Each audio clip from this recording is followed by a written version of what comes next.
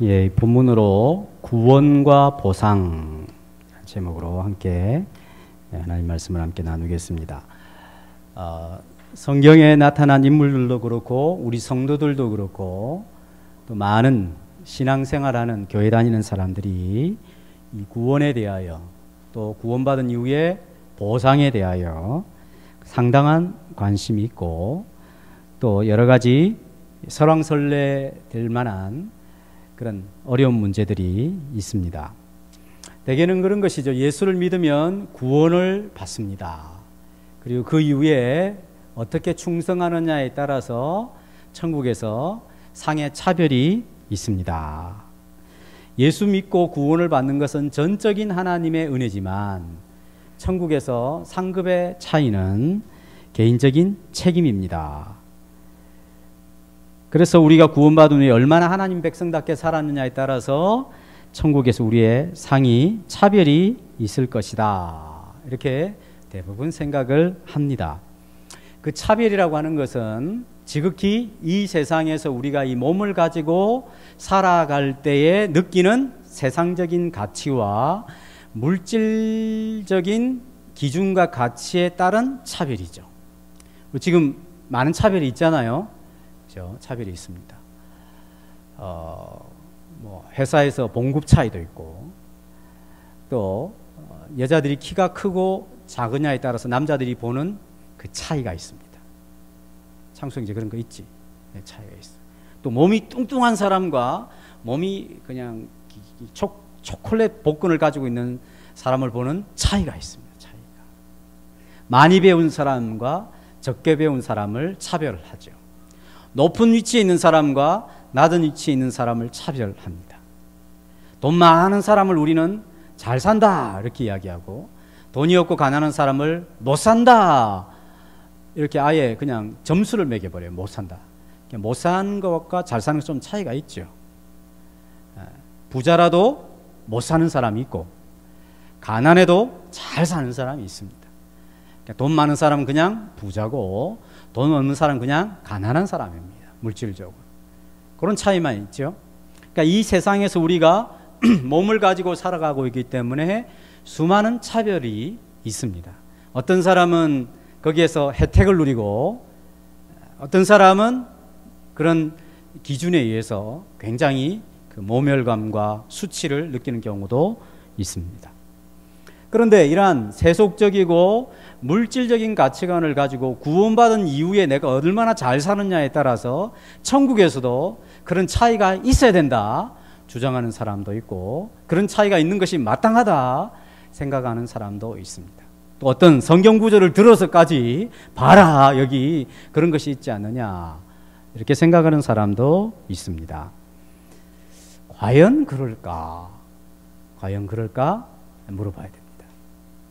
그래서 오늘 이 구원과 보상 또 구원과 상급에 대한 이야기를 좀 하나님의 말씀을 통하여 우리가 잘 정리하는 것이 좋겠다 생각이 듭니다. 지난번 우리 1박 2일 교우 수련회 갔을 때도 사실은 이 문제가 나와가지고 논외의 문제는 이 문제가 나와 질문을 해가지고 이 질문에 답함으로 말미암아 한 12시에 잘 수 있었는데 새벽 2시에 잤습니다. 그렇죠? 예. 이 오늘 읽었던 본문은 그냥 독립적으로 나온 본문이 아닙니다. 예수님이 하루는 길을 가는데 어떤 부자 청년이 예수님에게 왔습니다. 예수님, 제가 어떻게 해야 영생을 얻을 수 있겠습니까? 영원한 생명을 얻을 수 있겠습니까? 굉장히 가치 있는 질문을 했습니다. 이 사람은 자기 자신에 대해서 굉장히 귀하게 생각하는 사람이죠. 많은 사람들이 이런 질문을 하지도 않고 살아가는 경우가 많습니다. 많은 청소년들이 그냥 공부하고 그냥 놀고 그냥 스마트폰하고 그냥 친구들과 어울려 다니고 이러지 제가 어떻게 해야 영생을 얻을 수 있겠습니까? 자기 자신에 대하여 굉장히 가치 있는 질문을 하는 청소년들을 찾아보기가 어렵습니다. 젊은이들도 마찬가지입니다. 이 젊음의 때 얼마나 이 젊었을 때 건강할 때 내가 언제 죽을 것인가 전혀 생각하지도 않죠. 내가 무슨 사고를 당할 것인지 생각하지도 않습니다. 너무 건강하니까 너무 막 혈기가 넘치니까. 그래서 그냥 일한 건강 넘치고 그 다음에 이 혈기 넘치는 생활들이 막 영원히 될 것 같아서 이 중요한 질문을 안 하고 삽니다. 내가 어떻게 해야 영생을 얻을 수 있겠습니까? 자기의 삶을 얼마나 가치 있게 여기는 질문입니까?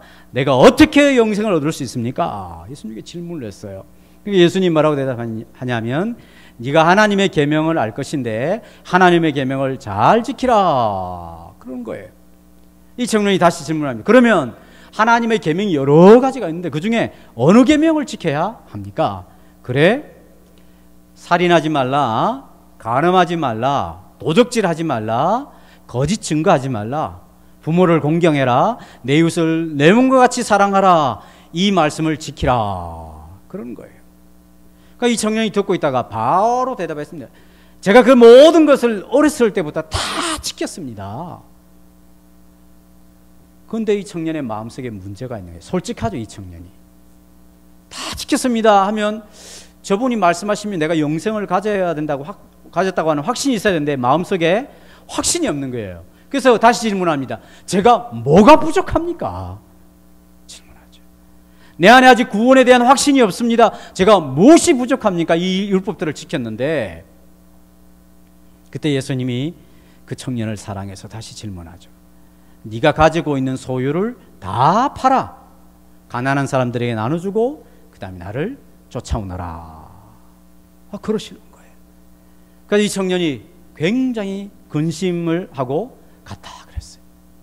왜 그러냐면 이 청년은 그냥 청년이 아니라 돈이 굉장히 많은 청년이었다는 거죠. 무슨 말이에요? 이 돈을 다 팔아서, 재산을 다 팔아서 가난한 자에게 나눠주면 자기가 엄청나게 손해를 받을 것 같으니까 근심하면서 떠나갔다 그랬어요. 그리고 나서 예수님이 하신 말씀이 뭐냐면 제자들에게, 남아있는 제자들에게, 자, 부자가 천국에 들어가기가 얼마나 어려운지 낙타가 바늘 구멍으로 들어가는 것보다 어렵다 그랬어요. 맞아요? 낙타가 바늘기로 들어가는 것이 부자가 천국에 들어가는 것보다 더 쉽다. 낙타가 바늘 구멍으로 들어갈 수 있어요? 없어요? 없죠. 그거는 농담으로 하는 이야기죠. 코끼리를 냉장고에 넣는 방법. 냉장고 문을 연다, 코끼리를 넣는다, 냉장고 문을 닫는다. 그거는 서로 농담하게 사는 것이죠. 코끼리가 바늘 구멍으로 들어갈 수는 없는 것이 불가능한 것이죠. 그처럼 부자가 천국에 들어가기가 심히 어렵다.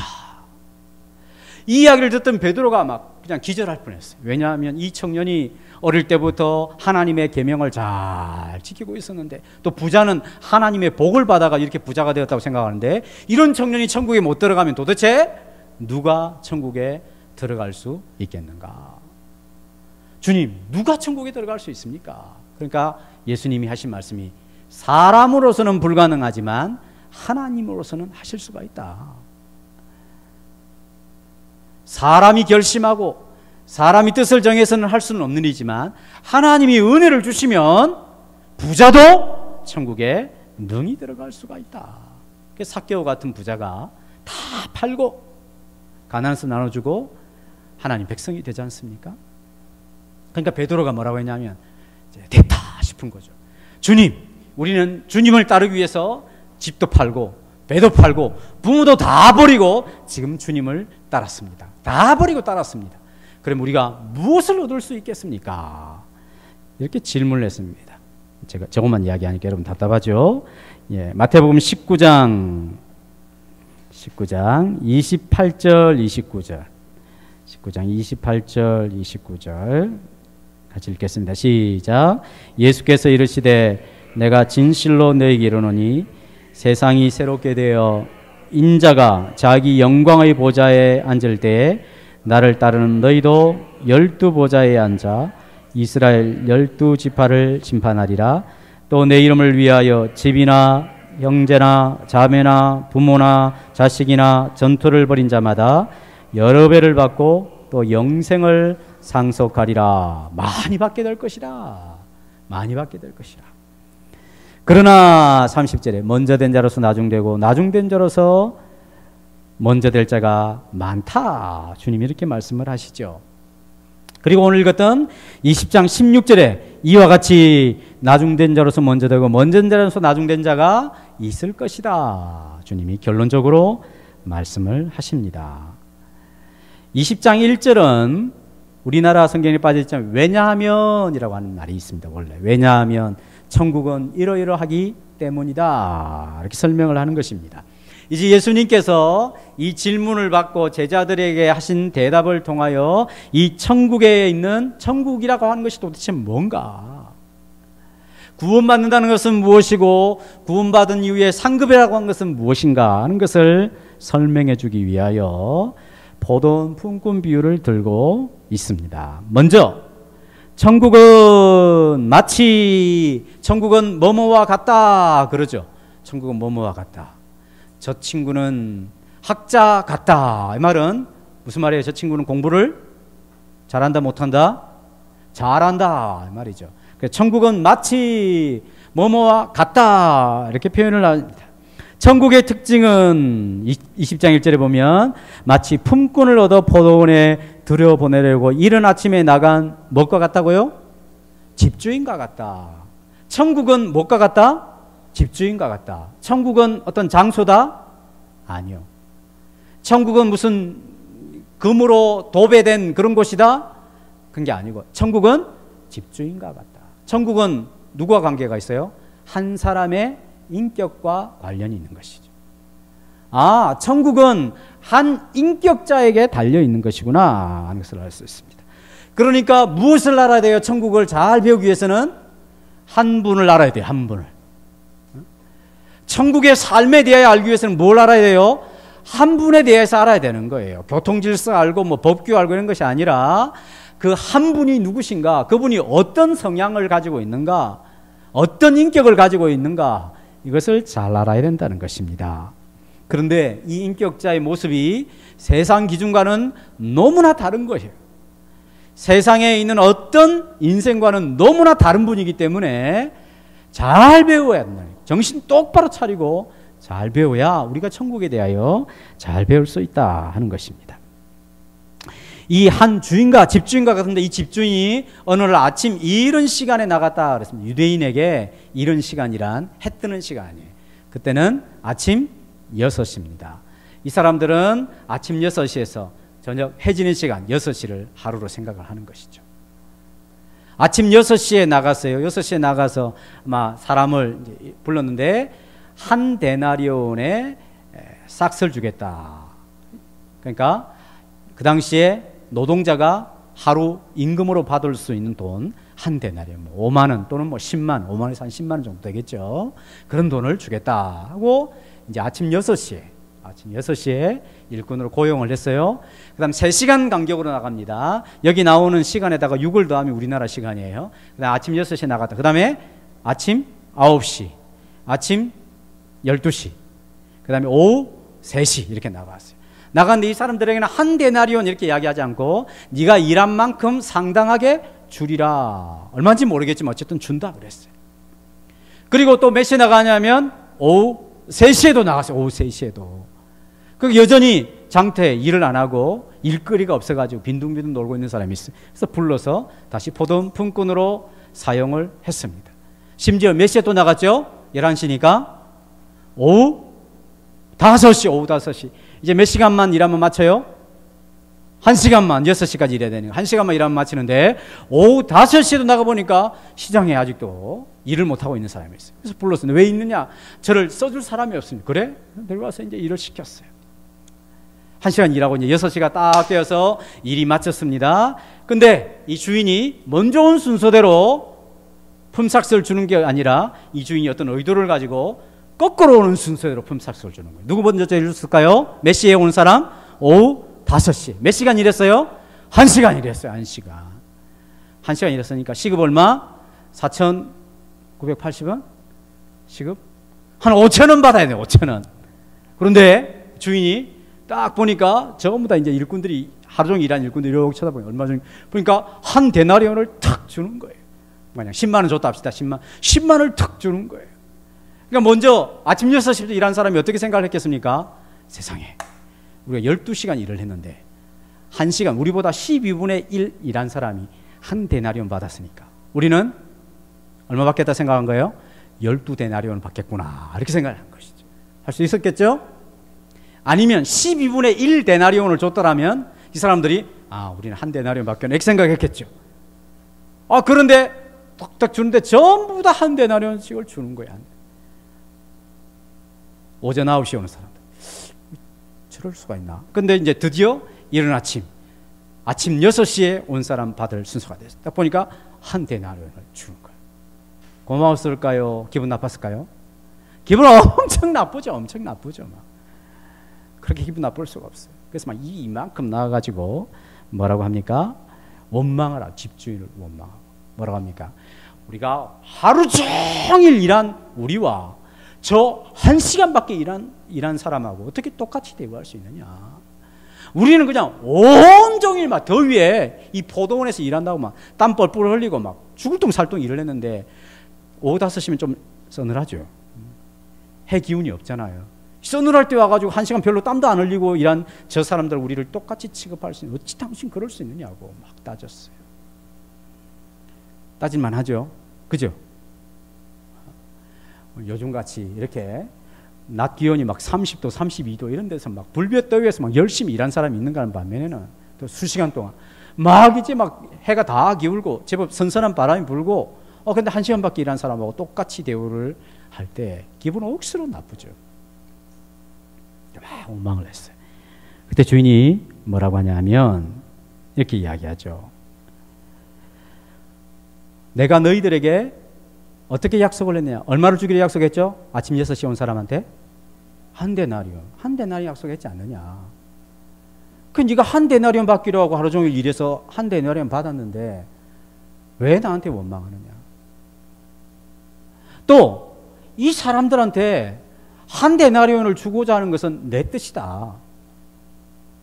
내가 내 돈을 가지고 내 뜻대로 하겠다는데 너희들이 원망할 일이 뭐가 있느냐? 내가 내 마음에 정한 대로 선한 대로 했는데 왜 그것을 너희가 악하다고 이야기하느냐? 주인이 그렇게 책망을 하죠.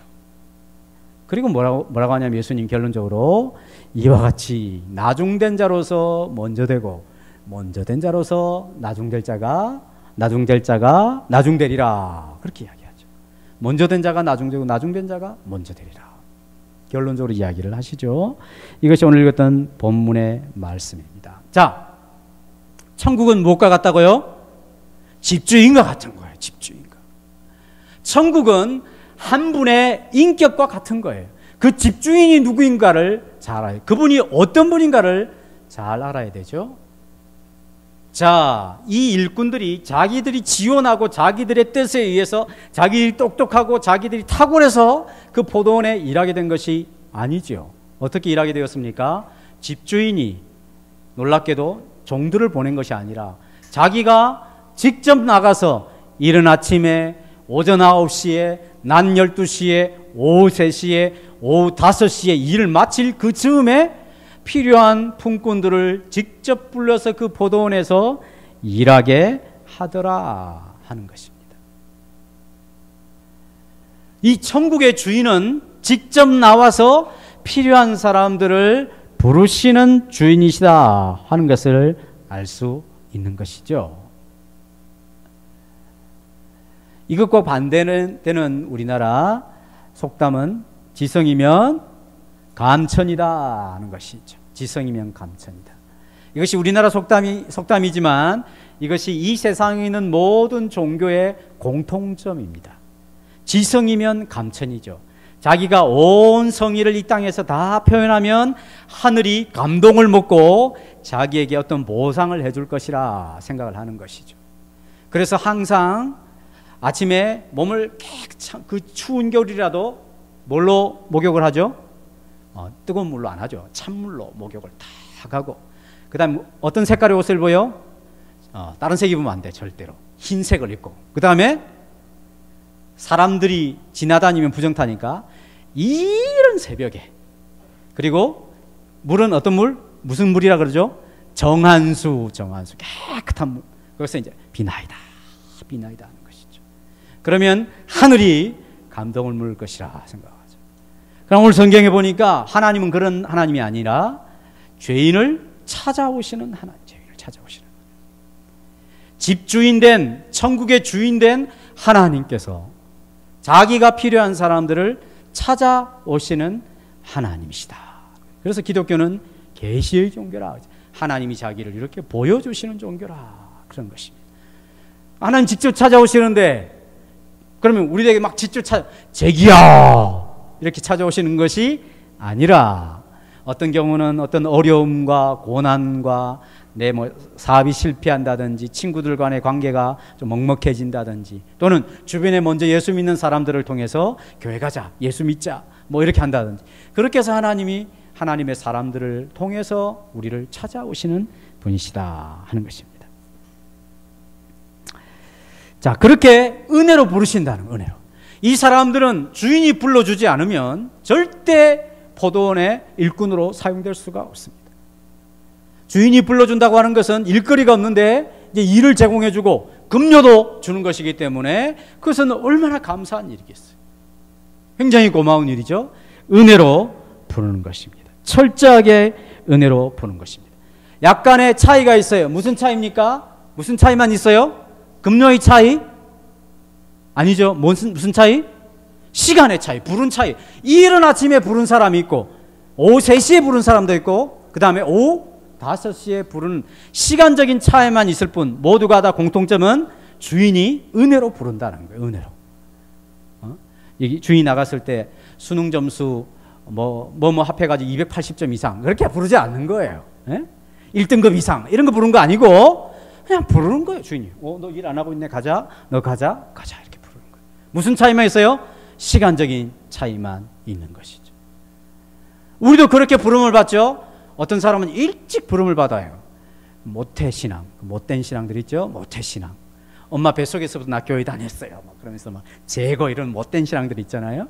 그렇게 일찍 부르는 사람이 있고 좀 늦게 부르는 사람들이 있죠. 늦게 부르는 사람.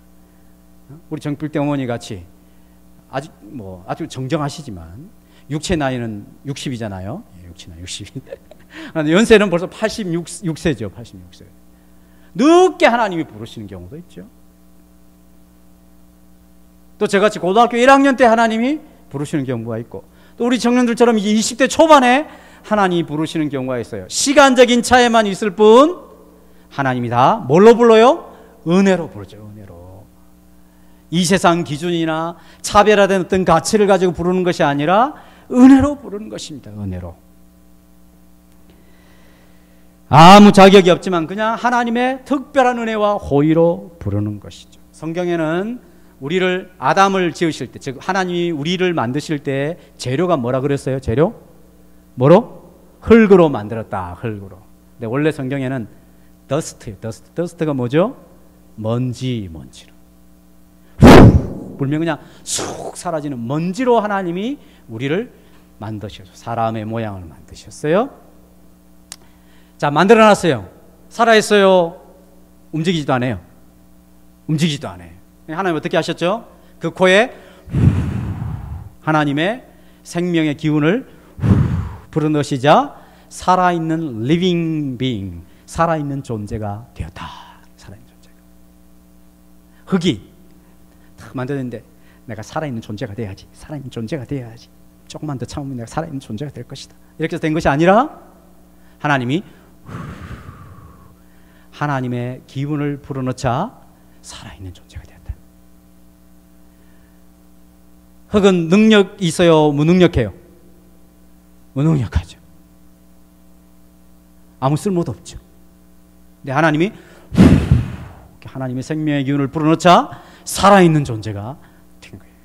하나님의 생명이 들어가게 될 때 드디어 산 존재가 되었다 하는 것입니다.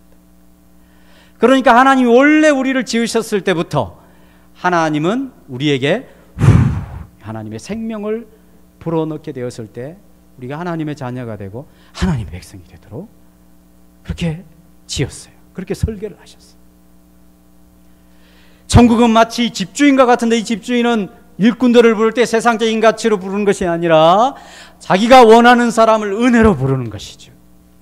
시간적인 차이는 있지만 하나님께서 우리를 부르실 때 다 은혜로 부르시는 것입니다. 우리는 다 하나님의 생명이 없는 원래 흙과 같은 존재, 먼지 같은 존재였어요. 그래서 예수 믿는 사람이라 안 믿는 사람이라 사람이 죽으면 다 어디로 돌아간다? 흙으로 돌아간다. 왜? 거기서 났으니까. 다 흙으로 돌아가는 거예요. 그래서 흙에 묻어 놓으면 한 수십 년 지나서 파보면 뭐만 남아있어요? 아직도 썩지 않은 뼈만 몇 개 남아있고 다 없어요. 거기에 위도 없고 장도 없고 그 더러운 장기 있잖아요. 안에 있을 때만 우리가 좋게 보이지 이 밖에 튀어나와 이게 얼마나 징그러 보여. 다 없어요. 왜? 흙으로 만들었으니까. 아무것도 아니란 말이죠. 오직 하나님의 은혜를 통하여 우리는 새로운 사람이 됐고 그 천국의 일꾼이 하나님의 나라의 백성이 될 수가 있다는 것입니다. 이것이 중요하게 알아야 될 것입니다. 구원이라고 하는 것은 어떻게 주어지는가? 하나님이 우리를 찾아오셔서 그 나라 백성으로 불러주실 때 우리에게 구원이 있는 것입니다. 흙이 아무 생명이 없는 흙이 나는 하나님의 나라 백성이 돼야지 이렇게 가지고 천국 백성이 되는 경우가 있을 수가 없는 거죠. 불가능한 거죠. 그렇게 될 수가 없습니다. 은혜로 불러주시는 것입니다. 전적인 하나님의 은혜입니다. 자, 근데 임금을 지불을 하는데 차등으로 지불한 걸 똑같이 한 데나리온을 주인이 줬습니다. 먼저 온 사람들이 충분히 불평할 수 있었고 여러분들도 당연히 불평이 나겠다 이런 생각이 나지요. 그렇게 납니다. 근데 주인이 이야기합니다. 내가 선함으로 네가 악하다고 평가하느냐. 먼저 온 자들의 착각이 있단 말입니다. 그것은 뭐냐면 잘못된 태도였습니다. 잘못된 태도. 이 포도원에 들어온 것 자체가 그들에게 상이죠. 상. 이것을 알아야 됩니다. 이 포도원에 들어와서 일하는 것 자체가 상이에요. 못 들어오면 어떻게 돼요? 못 들어오면. 일찍 선택되어서 이른 아침에 선택된 사람은 이른 아침에 선택되어서 오랫동안 일할 수 있는 특권이 있는 것이죠. 에이 그래봐야 한 데나리온인데요. 이러면 성경을 잘못 이해하는 것입니다. 여러분 오늘 쉬고 내일 오는 사람은 잘 들으세요. 오늘 쉬고 내일 오는 사람은 일하지 않는 것은 일거리가 없는 것은 저주죠. 절망입니다. 일이 없는 사람에게 일이 주어지는 것은 굉장한 소망이고 기회입니다. 근데 언제 일할지도 모르는 그들이 어느 날 주인이 찾아와서 이른 아침에 불렀을 때 얼마나 좋았을까요? 하루 종일 일할 수 있는 그런 은혜가 있잖아요. 일이 없는 사람은 어떻게 됩니까? 지금 5시까지 기다리는 생각해 보세요. 야, 오늘 또 공쳤구나. 집에 가서 뭘 할까? 처자식 지금 입만 벌리고 나를 기다리고 있는데 얼마나 걱정이 되겠어요. 계속해서 시간이 지날수록 하루가 다 끝나가는데 그렇잖아요. 그게 얼마나 고통스러운 일이에요. 근데 그런 고통 속에서 일찍 해방되어서 아침 일찍부터 이 포도원에 들어가서 열심히 포도도 따고 잎도 제거하고 열심히 땀 흘리면서 일하는 것이 얼마나 축복이고 기회입니까? 그렇죠? 알아야 되는데 이거를. 그렇죠? 그렇습니다. 뒤에 온 일꾼들은 얼마나 심적으로 괴로웠겠어요. 얼마나 그 마음에 엄청난 스트레스를 받고 있었겠습니까? 네? 우리 김인규 집사님이 축구 총무잖아요. 김인규 집사님 오더를 다 짜요. 김인규 집사님에 의해서 얼마나 오래 뛸 수 있는가 적게 뛸 수 있는 결정 날 수 있죠. 그죠? 그런 권한이 있죠. 근데 일찍부터 공 차고 싶어서 막 죽겠는데 지금 해가 다 저녁 가서 이제 30분이면 이제 축구 마쳐야 되는데 아직도 안 깨워주는 거예요. 그럼 얼마나 막 화도 나고 막 그렇겠어요. 에이 괜히 왔다 막 이런 생각부터. 일찍부터 공 차면 막 기분 좋죠. 우리나라 선수들 잘하는 선수 지금 뭐 분데스리가니 뭐 EPL이니 요즘 그게 개막이 돼가지고 밤잠 설치는 분도 있겠지만 막 그런 거 하잖아요. 그때 늘 우리나라 뉴스에 나오는 스포츠 뉴스 나오는 거 보니까 선발 출장 언제 그런 거 좀 사라질지 선발 출장 뭐 3게임 연속 선발 출장 뭐 대단한 거잖아요. 그거 늘 출장하는 사람도 있는데 그러니까 그런 것을 기대하는 사람이 그것은 엄청나게 영광이요 특권이란 말이죠. 그 못하는 사람은 뭐 늘 어둠이죠. 하나님께서 우리를 부르실 때는 은혜의 기준이에요. 은혜의 기준. 은혜의 기준으로 우리를 부르시고 하나님이 우리를 부르실 때는 기대의 기준이라는 것이 있어요. 기대의 기준. 이거 잘 알아야 됩니다. 부모가 두 자녀들이 여럿이 있는데 그 자녀들을 바라볼 때 똑같은 기준으로 바라보지 않습니다. 아시죠? 똑같은 기준으로 바라보면 그 집안에 얼마나 팽팽한 긴장감이 도는지, 너 형처럼 돼야 된다, 이 말이 막 동생에게 얼마나 스트레스인지. 자식이 둘이고 셋이고 넷이고 다섯이면 부모가 다 그 각각 거는 기대가 다 다릅니다. 공부 잘하는 애면 그에게 맞게, 운동을 잘하면 그에게 맞게, 뭐 평범하면 그 아이 맞게 그렇게 기대하는 것이죠. 똑같이 기대하지 않습니다. 하나님께서 일찍 부른 사람에게 기대하는 것이 있고 오후 5시에 부른 사람에게 기대하는 것이 같겠습니까? 다르겠습니까? 달라야죠. 달라야죠. 어떻게 같을 수가 있겠습니까? 목사로 부른 사람이 있고, 그러니까 여러분같이 일반 성도로 부른 사람이 있을 때 기대가 같겠습니까? 다르겠습니까? 달라요 하니까 저한테 부담을 주는 것 같아서 대답을 못하겠습니다. 달라야죠. 달라야죠. 그래서 많이 맡긴 사람에게 하나님이 어떻게 한다고요? 많이 찾겠다. 그렇죠. 많이 찾겠다. 많이 맡겼으니까. 왜? 기대가 다르니까. 5달란트 맡긴 사람에게 주님이 5달란트 기대하고 1달란트 맡긴 사람에게 또 1달란트를 기대하시는 것이죠. 기대가 다릅니다. 근데 이 사람이 먼저 아침 6시부터 온 사람이 뭘 합니까? 이 지금 제일 늦게 온 사람이 불편한 거예요. 나하고 똑같이 받는 게 불편한 거예요. 그거는 이 포도원 주인이 자기를 부른 그 의도와 의미를 잘 모르고 그러는 것이죠. 모르고. 자녀가 된 것은 다 같은 상입니다. 먼저 왔고 먼저 부름 받은 그런 차이, 시간적인 차이만 있을 뿐이죠. 그런 우리가 먼저 부름을 받아서 이 땅에서 하나님의 백성으로 살아가는 것 자체가 보상이라고 하는 사실을 많이 기억하고 그렇게 성경을 봐야 성경에 보이는 것이 훨씬 많아집니다.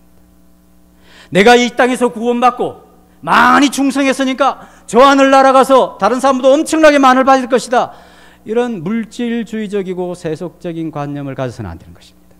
먼저 부름받은 것이 보상이고 먼저 부름받아서 살아가는 그 삶 자체가 상이라는 것을 꼭 기억해야 합니다. 왜? 생각해 보세요. 6시, 아침 6시에 부름받은 이 사람은 내가 이제 일거리가 있을 것인가 없을 것인가, 하루 어떻게 먹고 살 것인가 말까, 이런 걱정할 필요가 전혀 없는 거예요. 그냥 기쁘고 감사하게 내게 일터를 허락해 주셨으니까 열심히 일해야지, 그렇게 하면 되는 거죠. 이 땅에서 우리가 하나님의 백성으로 살아가게 될 때에 하나님 우리에게 즉각 주시는 상들이 있습니다. 그것이 뭡니까? 전에는 죄로 여기지도 못했는데 죄를 깨닫고 아 저거 죄구나, 죄를 싫어하는 거예요. 그런 보상이 주어지죠. 전에는 내가 하나님 앞에서 거룩하게 살아야 될 이유를 몰랐는데 이제 하나님의 자녀가 되오니 내가 거룩하게 살아야 되겠구나, 이런 생각을 갖게 된 것이 보상이죠. 내가 이제 하나님의 자녀가 되었다는 확신이 있게 되면 그러한 영원한 생명에 대한 생활을 할 수 있다는 것이 보상입니다.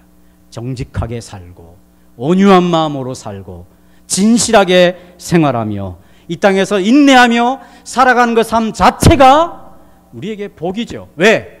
그런 것이 내게 없었어요. 원래 나 인내할 수도 없었고 나는 육적으로 살아야 되고 마음의 욕심대로 살아야 되고 내가 내 인생의 왕이 되어서 살아가야 되는 사람이었는데 하나님의 나라의 백성이 되니까 전에는 전혀 관심도 기울이지 않았던 정직하게 살고 온유하게 살고 진실하게 살고 인내하면서 살고 거룩하게 사는 것을 소망하는 그런 보상을 받게 된 것입니다. 그것이 우리의 보상입니다. 보상. 그것이 우리의 상입니다. 그렇지 않게 살아가는 것은 그냥 거지처럼 사는 거죠. 자기 인생을 무가치하게 여기면서 사는 거죠. 나는 별로 그냥 귀한 존재도 아니니까 이 땅에 그냥 썩어질 것으로 나를 막 가득하게 채우면서 살겠다, 이렇게 생각하는 거죠. 그럼 나는 존귀한 사람이요 하나님의 자녀이기 때문에 그와 걸맞는 태도와 삶을 살아야 되겠다. 그래서 우리를 왕 같은 사람으로 불렀다는 것이며 왕노릇하다. 왕노릇한다. 에베소서 4장 31절 32절 말씀을 같이 읽겠습니다. 시작. 너희는 모든 악독과 노함과 분냄과 떠드는 것과 비방하는 것을 모든 악의와 함께 버리고 서로 친절하게 하며 불쌍히 여기며 서로 용서하기를 하나님이 그리스도 안에서 너희를 용서하심과 같이 하라. 자, 모든 악독, 노함, 분냄, 떠드는 것, 비방하는 것, 모든 악의와 함께 버리라. 이렇게 사는 거죠, 사람들이. 그죠? 이렇게 사는 것입니다. 어저께도 집에서, 여기서 교회에서 집으로 가는데 여러 가지 방향이 있습니다. 한 3방향이 있는데, 신호 걸리는 대로, 저리 가면 제일 빠르게 가다 보면 신호를 막 어기는 사람이 있잖아요. 그래서 막 신경질이 막 나죠. 이 위험한 데서! 가만히 생각해 보니까 내가 또 그렇게 했었거든요. 교회 올 때에. 나는 괜찮고, 저게, 저 여자가, 이런. 그런 생각이 나면 막 부끄럽죠. 막 부끄러워요. 전에는 그런 거 막 부끄럽지도 않고 전부 다 내 기준으로 살았지만, 이제 하나님 기준이니까 물론 내가 잘못하고 화를 낼 수도 있지만 다시 돌아보니까 이런 것이 잘못이구나. 이렇게 알고 살아가는 것을 자기를 귀하게 여기고, 그런 것이 내 삶의 보상이죠. 하나님 백성으로 살아가는 것. 이제 어떻게 살아가고요? 서로 친절하게 하며 불쌍히 여기며 서로 용서하기를 하나님이 그리스도 안에서 너희를 용서하신 것 같이 하라. 그렇게 살 수 있는 사람이 있어요, 이 세상에? 그렇게 안 살고 싶어 해요. 용서! 내 삶에 그런 단어 어디 있어? 내 저놈을 그냥 내 입속에 막 뼈까지 내가 바삭바삭 갈아줄 테야. 이렇게 살죠, 사람들이. 근데 하나님 백성들은 그렇게 사는 것이 너무 죄책스럽고 너무 부담이 돼요. 그 사람이 나한테 용서를 구하지 않았는데도, 분명히 누가 보더라도 그 사람이 나한테 잘못했는데도 내 속에서 그 사람을 용서해주지 않고는 견딜 수 없는 그 마음에 혼란이 막 생기는 거예요. 그런 게 상입니다. 그런 것을 어디서 얻겠어요, 여러분들? 도덕책에서 열심히 배우고 체육을 열심히 연마하면, 좋은 대학에 들어가면 그런 게 생깁니까? 아니죠. 하나님을 믿게 될 때 하나님의 생명 안에 하나님께서 우리에게 그런 소원을 주시는 거예요. 그게 우리에게 진정한 상이요, 하나님 백성다운 모습을 우리 속에서 이루어 가시는 하나님의 방법이죠.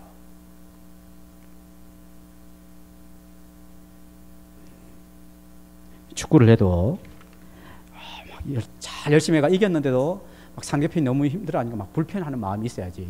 상대편이 힘들어하니까 너무 좋아, 더 좋아, 이러면 안 되죠. 그건 하나님 백성다운 마음이 아니죠. 우리 늘 돌아와야 돼. 여러분, 하나님의 사람으로 사는 것 자체가 얼마나 큰 복인가 하는 것을 알고 믿어야 하는 것입니다. 이 세상에서 구원받은 삶을 살다가 저 천국에 어떤 큰 보상이 있는 것이 아니라, 지금 이 세상에서 내가 누구를 쫓으며 어떤 가치를 따라서 살아가느냐가 내게 복이고, 그것이 내게 벌이죠. 그렇죠?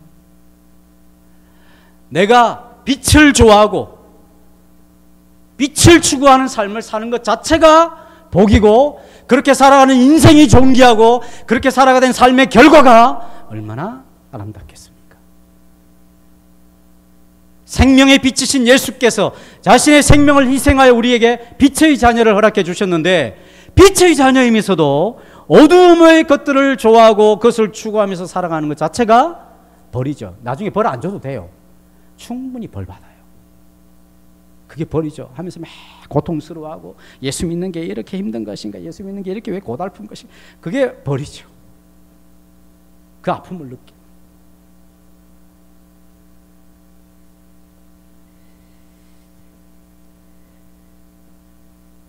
이 세상의 것을 버리고 주님이 원하시는 삶을 추구하면 그보다 더 큰 보상이 있을 수가 없습니다. 우리 고린도전서 9장 18절 바울이 어떤 이야기를 했는지 보겠습니다. 9장 18절 시작. 그런즉 내 상이 무엇이냐? 내가 복음을 전할 때 값없이 전하고 복음으로 말미암아 내게 있는 권리를 다 쓰지 아니하는 이것이로다. 내 상이 뭐냐? 두 가지. 내가 복음을 전할 때 값없이 전한다. 이것을 통해서 내가 이 복음을 전하면 저 사람을 통해 내가 뭔가를 얻겠다, 그런 생각 전혀 하지 않고 복음 전하는 것 자체가, 자기가 그런 사람이 되었다는 것 자체가 상이죠. 바울은 그런 사람 아니었죠. 그런 사람 막 옥에 잡아가지고 옥에 가두고 막 두들겨 패고 더하면 막 사형시키자고 막 이렇게 선동하던 사람이었는데, 이제 자기가 복음을 전하는 사람이 되었으니까 나 사람 바뀌었다, 그게 자기에게 복이 되는 것입니다. 두 번째 복은 복음으로 말미암아 내게 있는 권리를 다 쓰지 아니하는 것이다. 복음을 전하기 위해서 자기가 충분히 월급을 받을 수 있음에도 불구하고 에이, 복음을 전한다는 사람이 왜 월급 받아? 그러니까 자꾸 그런 말 들어서 복음이 손해가 되면 월급도 깎고 안 받고 그랬단 말이에요. 자기가 충분히 권리를 행사할 수 있음에도 불구하고 그 권리를 제한하는 것은 자기가 전하는 복음을 더 효과적으로 전하기 위해서죠. 우리는 정치인들을 믿지 않습니다. 그러나 또 기대는 하죠. 우리 국민들 제발 좀 편안하게 해달라고.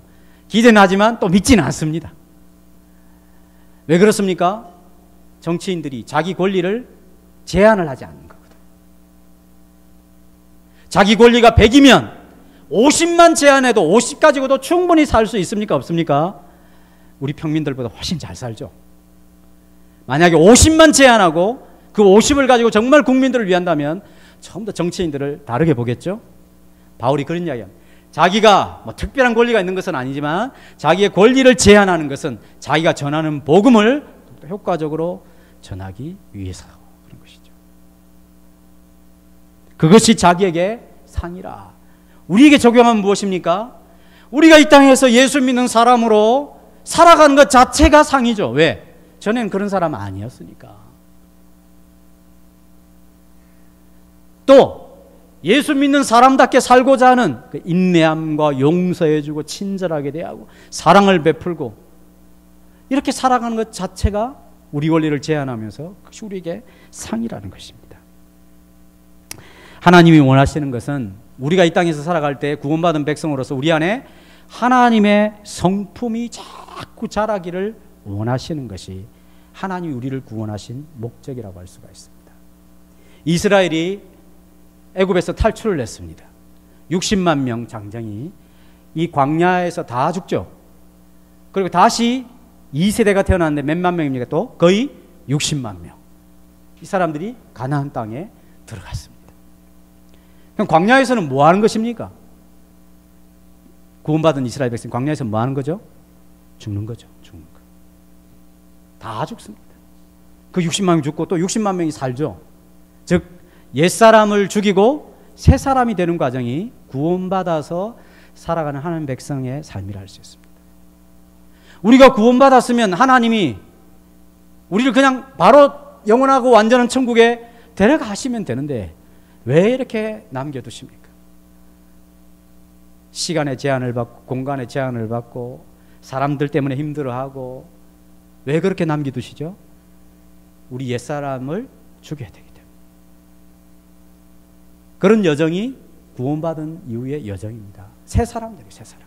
즉 우리 안에 옛사람의 성품이 즉 우리 안에 하나님의 새 성품의 그 새살이 막 돋아나도록 하시기 위해서 이 땅에 남겨두신 것입니다. 베드로서 1장 3절을 같이 읽겠습니다. 시작. 그리스도께서는 신적인 능력으로 생명과 경건에 관한 모든 것을 우리에게 주셨습니다.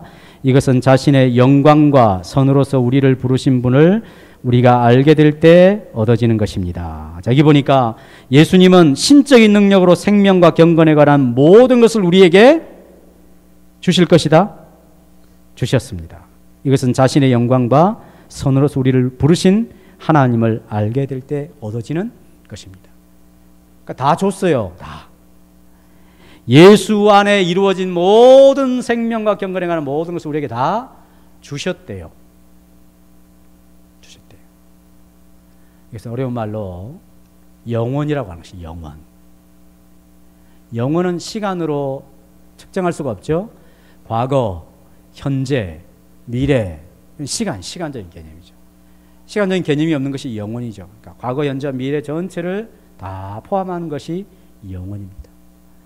그러니까 예수님 안에 이루어진 모든 것은 우리가 믿을 때 하나님 우리에게 다 주셨다라고 해도 다 맞는 표현이죠. 다 주셨어요. 다. 근데 그것을 실제적으로 이 땅에서 우리가 구원받은 하나님 백성으로서 옛사람을 포기하고 하나님의 성품을 닮아갈 수 있는 상황으로 우리를 몰아가시면서 경험하도록 하시는 것이죠. 베드로서 1장 4절 같이 읽습니다. 시작. 이것으로 그리스도는 아주 소중하고 중대한 약속을 우리에게 주셨으며 이 약속을 통해 여러분이 세상의 파괴적인 정욕을 피하여 신의 성품에 참여하도록 하셨습니다. 세상의 파괴적인 정욕을 피하여 신의 성품, 하나님의 성품에 참여하도록 하셨습니다. 그래서 세상 환경 가운데 살아가는 그리스도인들은 아직도 자신 안에 남아있는 옛 성품들이 많죠. 끊임없이 있죠.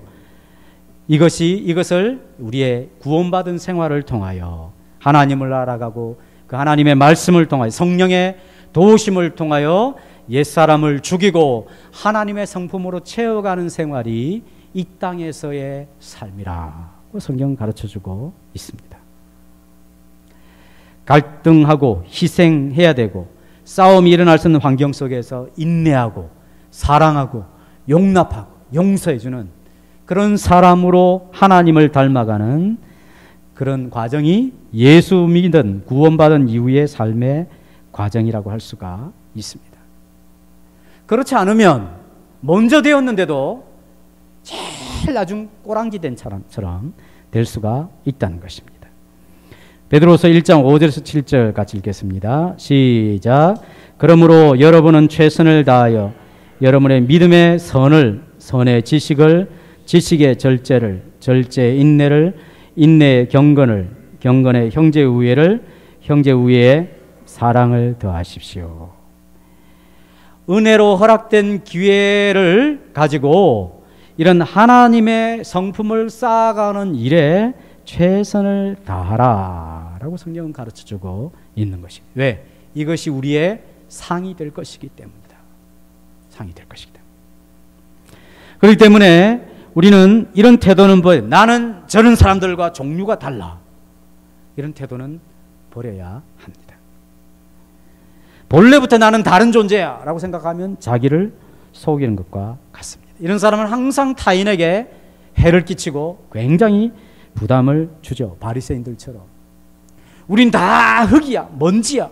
하나님의 생명이 주어지지 않으면 우리는 아무 가치도 없는 사람이야.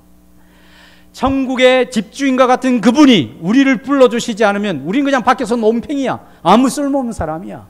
그런데 단지 우리가 가치 있는 것은 그가 우리를 불러주셨기 때문이다. 그래서 거기에 감사가 있고 타인과 비교하지 않는 것이죠. 먼저 일찍 와서 일을 하다가 늦게 온 사람에게 왔어. 잘 왔어.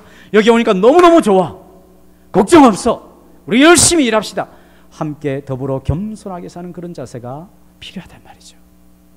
나는 먼저 부름받았는데 이제 늦게 와가지고 깨를 부리고 있어. 나는 너희들과 종류가 달라.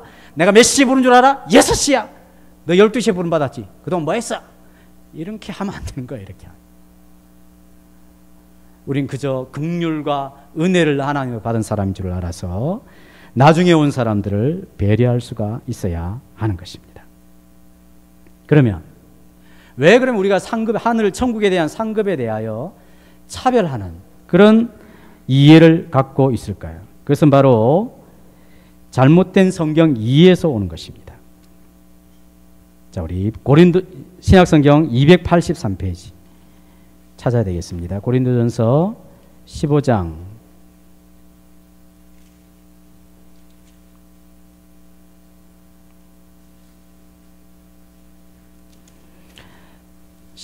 41절 284페이지 15장 41절 한 구절을 같이 읽겠습니다. 시작. 해의 영광이 다르고 달의 영광이 다르며 별의 영광도 다른데 별과 별의 영광이 다르도다. 42절을 읽겠습니다. 죽은 자의 부활도 그와 같으니 썩을 것으로 심고 썩지 아니할 것으로 다시 살아나며. 우리 41절을 어떻게 오해하냐면 해의 영광이 다르고 달의 영광이 다르고 별의 영광이 다르고 별과 별의 영광도 다르다.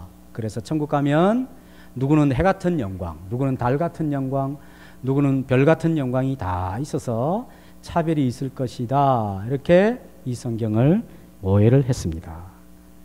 그런 이야기가 아닙니다. 이 부분은 35절에 보면 어떻게 죽은 자가 다시 살며 어떻게 죽은 자가 다시 살아날 때 어떤 몸으로 오는가, 이 질문에 대한 대답으로 나오는 문맥입니다. 그래서 그 결과는 49절에 보면 우리가 흙에 속한 자, 이 땅에 형상을 입은 같이 또한 하늘에 속한 예수님의 형상, 몸을 입게 될 것이라, 이렇게 결론을 내리죠. 그래서 이 부분은 해석이 필요합니다. 그것을 잘못 이해해서 만약에 지금까지 우리가 기존대로 들어왔던 대로 우리가 이해했던 대로 이 성경을 대하면 천국에서도 다 차별이 있어야 돼요. 그렇지 않습니다. 그래서 문맥을 가지고 여러분들이 잘 읽어보시면 어느 정도 이해가 될 것입니다. 오늘 시간이 많이 가서 여기까지만 하고 다음 주에 오해하고 있는 상급 차별에 대한 이해, 또 오해하고 있는 면류관에 대한 이해, 이런 것들을 다시 잘 정리하고 다음 주에 또 성찬식도 있으니까 성찬식의 의미를 새롭게 가져가는 그런 귀한 시간이 되었으면 좋겠습니다. 정리하겠습니다. 이 천국은 집주인과 같은데 이 집주인이 은혜로 부르는 것이죠. 은혜로. 시간적인 차이만 있을 뿐입니다. 먼저 온 사람은 먼저 온 부름받은 특권과 기회를 가지고 감사하면서 사는 것이죠. 먼저 온 것만큼이나 하나님 백성답게 살아갈 수 있는 보상이 많이 주어져 있습니다. 늦게 온 사람에 대하여 자기는 그 사람들과 별종의 사람이, 나는 대단한 사람이라고 생각하지 말아야 합니다. 겸손하게 함께 부름받은 것을 기뻐하며 더불어서 격려하고 신앙생활을 할 수 있는 그런 사람이 되어야 할 줄로 믿습니다. 우린 다 하나님의 은혜로 부름받은 백성인 동시에 또 하나님의 나라에서 일꾼과 같이 수많은 기회를 통하여 하나님의 성품을 닮아갈 수 있는 보상을 이미 받았을 뿐만 아니라 하나님의 성품으로 계속 채워져 가야 되는, 하나님의 성품으로 영적인 새살이 돋아져가는 그런 인생의 여정 속에 있음을 꼭 기억하시기 바랍니다. 기도하겠습니다.